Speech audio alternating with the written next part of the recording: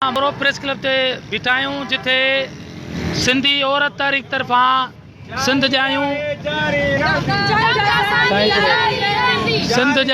ऐं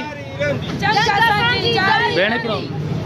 हींअर मोरो प्रेस क्लब जा ई मौजूदा मनाज़र तव्हांखे फेसबुक लाइव ज़रिए ॾेखारे रहिया आहियूं।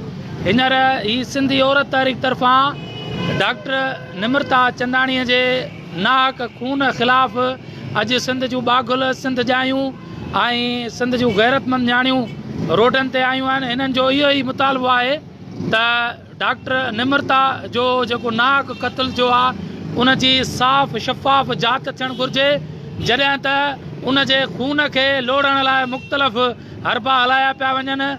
ऐं के धुरियूं उन में मुलवस आहिनि जेके उन जे खून खे लोड़ण लाइ रातो हणणु चाहिनि थियूं। इहे ई मनाज़िर तव्हांखे मोरो प्रेस क्लब जा असां ॾिसी रहिया आहियूं जिथे सिंधी औरतुनि तहरीक तरफ़ां हीउ वॾो मुज़ाहिरो कयो वेठो आहे जिथे GSN मास जो मरकज़ी चेयरमैन साहब मोहम्मद हाशिम कोसो साहब ऐं ज़फ़र अली ख़ाशकेली साहब अमीर अली लगारी साहब ऐं साईं जेको आहे मुख़्तलिफ़ सियासी समाजी धुरियुनि जेको आहे